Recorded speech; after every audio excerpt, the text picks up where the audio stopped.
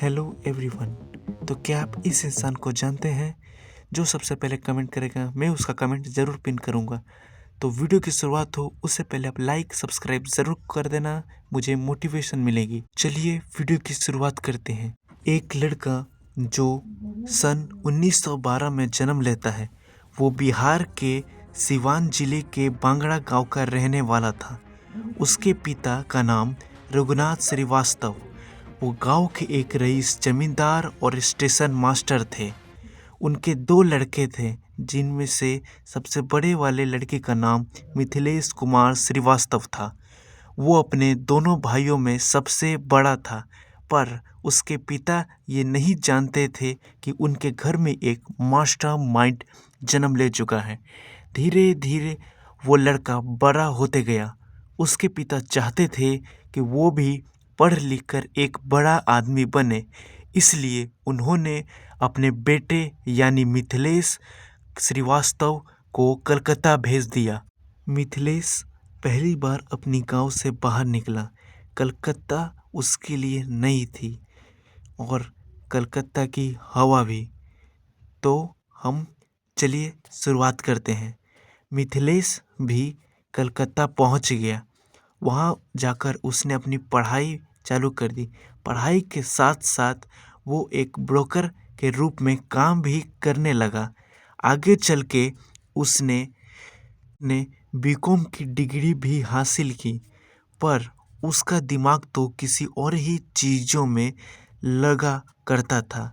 धीरे धीरे वो लड़का ठगी करने लगा, यानी लोगों को ठगने लगा।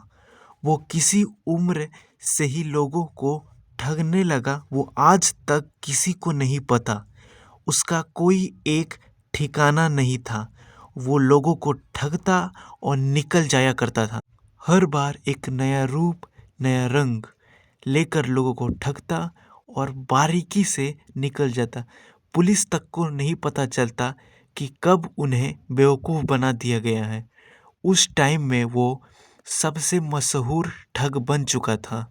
धीरे धीरे वो कलकत्ता का सबसे बड़ा ठग बनते गया, इसलिए उसका नाम मिथिलेश श्रीवास्तव से उसका नाम पड़ गया नटवर लाल, द बिगेस्ट फ्रॉडर। उस वक्त हर किसी की जुबान पर बस एक ही नाम था, नटवर लाल, द बिगेस्ट फ्रॉडर। उसका सफ़र सिर्फ कलकत्ता तक ही सीमित नहीं रहा।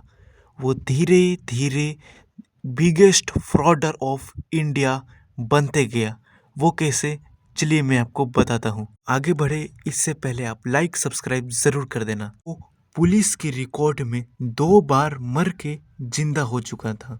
पुलिस को लगता कि वो अब मर चुका है, तब तक वो एक और नया फ्रॉड करके निकल जाया करता था। उसकी ठगने की कला इस हद तक थी कि उसने ताजमहल को 3 बार और लाल किले को 2 बार बेच चुका था नकली दस्तावेज बनाकर। यहाँ तक कि एक बार उसने राष्ट्रपति के साइन करके राष्ट्रपति भवन तक को बेच दिया था। बहुत कोशिशों के बाद आखिर में वो पुलिस के हाथों लग ही गया। जब वो जेल में था, तब खुद उस वक्त के राष्ट्रपति यानी राजेंद्र प्रसाद जी उससे मिलने जेल पहुंचे। सामने नटवर लाल ने हूबहू उनके साइन करके उनके सामने रख दिए। ये यहाँ तक कि नटवर लाल ने ये भी कहा, मुझे आप बस आज़ाद कर दीजिए, इन अंग्रेज़ों से लिया हुआ मैं सारा कर्जा चुका दूंगा। यहाँ तक कि मैं इन अंग्रेज़ों को ही कर्ज में डाल दूंगा। इन अंग्रेज़ों ने हमें बहुत लूटा है, मैं इन अंग्रेज़ों को ही लूट लूंगा।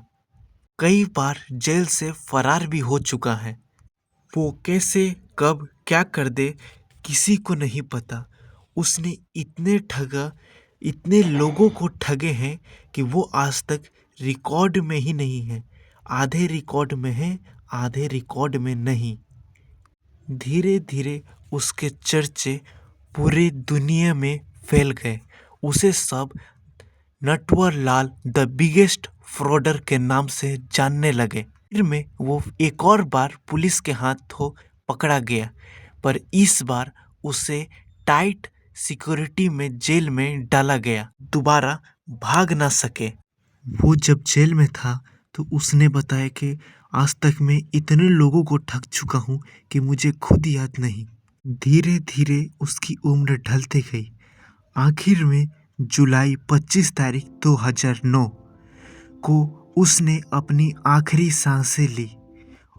नटवर लाल की स्टोरी के ऊपर बहुत सारी बॉलीवुड मूवी भी बन चुकी है, आप चाहे तो जाके उसे भी देख सकते हैं। तो हम इसी के साथ इस वीडियो को एंड करते हैं। लाइक सब्सक्राइब जरूर कर देना। आपसे मैं मिलता हूँ एक और नई वीडियो में। राधे राधे।